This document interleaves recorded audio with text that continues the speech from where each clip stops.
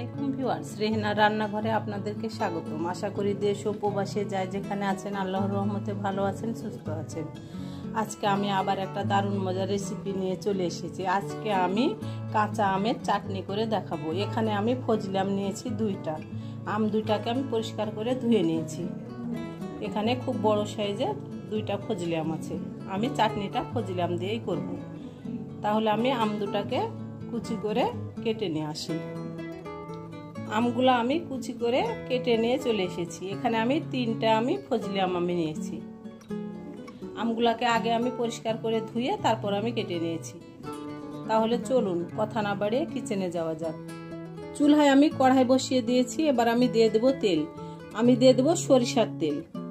আচার, চাটনি এসব সরিষার তেল দিয়েই করতে হয়। আমি এখানে 1 কাপ সরিষার তেল দিয়ে দিলাম। আমি এবার এখানে দিয়ে দেব গরম মশলা। আমি একটা তেজপাতাকে অর্ধেক করে ছিঁড়ে নিয়েছি, 2টা সাদা এলাচ, 2 টুকরা দারচিনি। আমি এবার এটার একটা ফোড়ন উঠিয়ে নেব। এটার ফোড়ন উঠে গেছে। আমি এবার দিয়ে দেব রসুন। এখানে খুব অল্প পরিমাণে রসুন ব্যবহার করতে হবে। এখানে বেশি রসুন ব্যবহার করার প্রয়োজন নাই, তবে আপনারা রসুন কুচিও ব্যবহার করতে পারেন। আমি রসুন বাটা দিয়ে দিলাম। এখানে আমি 1/2 চামচ রসুন বাটা দিলাম। রসুনটাকে আমি হালকা করে আমি ভেজে নেব। আমি দিয়ে দেবো লবণ স্বাদ অনুযায়ী। আমি এবার দিয়ে দেবো হলুদের গুঁড়া 1/2 চামচ। হলুদের গুঁড়াটা দিলে কালারটা সুন্দর হবে। আমি এবার এটাকে একটু ভেজে নেব। আমি এখানে আস্ত ধনা, 4টা শুকনা মরিচ, আস্ত 5 ফোড়ন, মোহরি বা মিষ্টি মোহরি 1 চামচ, আস্ত জিরা 1 চামচ। এই মশলাটাকে আমি আগে থেকে টেলে মশলাটা আমি গুঁড়া করে রেখেছি। সেজন্য আমি আর এখানে মশলাটা টেলে গুঁড়া করলাম না। আমি এই মশলাটাই ব্যবহার করব। আমি এবার গ্যাসটা অন করে দিলাম। আমগুলো আমি দিয়ে দিলাম। এই আমগুলা আগে সিদ্ধ করার কোনো প্রয়োজন নাই, একসঙ্গে এভাবে দিলে হবে। আগে সিদ্ধ করে নিয়ে পরে আবার যদি আমরা রান্না করি ঝামেলা এটা মনে হয়, সেজন্য এভাবে রান্না করলে খুব সুন্দর হবে। একসঙ্গে যেহেতু আমের চাটনি করব, আমাদের আগে সিদ্ধ করার কোনো প্রয়োজন নাই। আমগুলো আমি ভালো করে নেড়ে চেড়ে নিব। তবে আপনারা চাইলে আগে আমগুলোকে সিদ্ধ করে পরে আপনারা চাটনিটা করতে পারেন, সেটা করলেও হয় এবং এভাবে করলেও হয়। আপনাদের ইচ্ছা, যেটা করবেন সেটাই হবে। আমি এবার দিয়ে দেবো চিনি।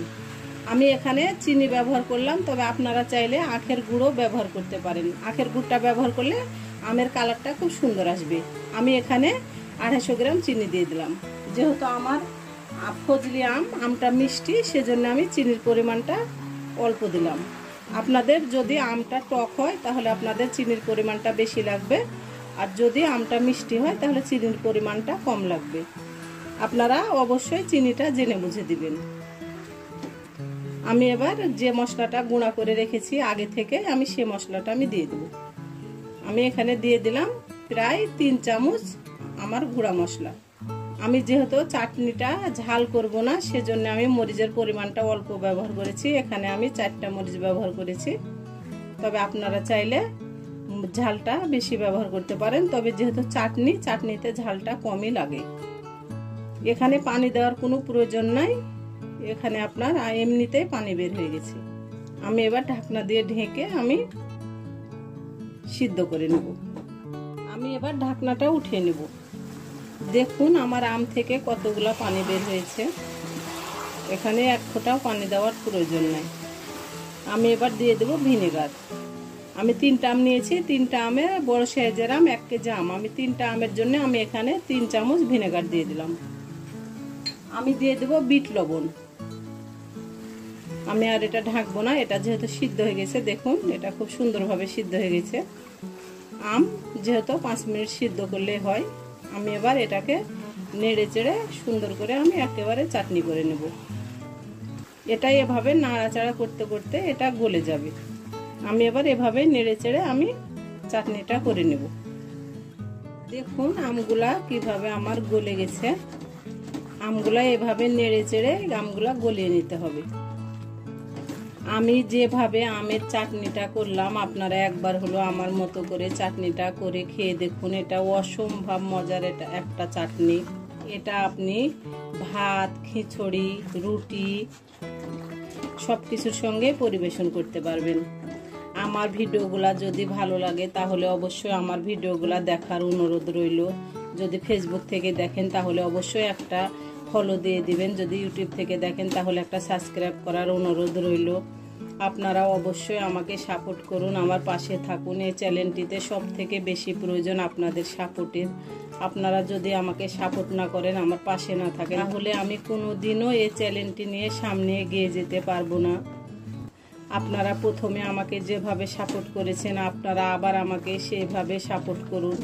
আমি 3 মাস কাজ করেছিলাম 2021 সালে, তারপরে আমি 2022, 23, প্রায় 24 সাল পর্যন্তই আমি কাজ করতে পারিনি। আবার আমি নতুন করে কাজ শুরু করেছি আপনাদের আশা করে। আমার দেখুন আমগুলা গলে গেছে, আরও আমি ঝোলটা মেরে নিয়ে আমি ফিরে আসছি। এই আমের চাটনিটা খুব ধৈর্য সহকারে করতে হবে, চুলার আঁচ মিডিয়াম টু লোয়ে রেখে। এটা আপনি যদি চুলার আঁচটা বাড়িয়ে দেন তাহলে আপনার চাটনিটা নিচে পুড়ে যেতে পারে। আমার চাটনিটা প্রায় হয়ে এসেছে, দেখুন। আমি আর কিছুক্ষণ জাল দিয়ে, প্রায় আর 5 মিনিট আমি জাল দিয়ে আমি চাটনিটাকে আমি নামিয়ে নেব। দেখুন চাটনিটা আমার হয়ে গেছে। আমি এখানে 2টা শুকনা মরিচ ভেজে আমি গুঁড়া করে নিয়েছি। আমি শুকনা মরিচের গুঁড়া 2টা দিয়ে দিলাম। আমি এভাবে রাখবো। চাটনিটা দেখুন একেবারে কড়াই থেকে ছেড়ে দিয়েছে। দেখুন আমার এটাই 1 ফোঁটাও পোড়া লাগেনি।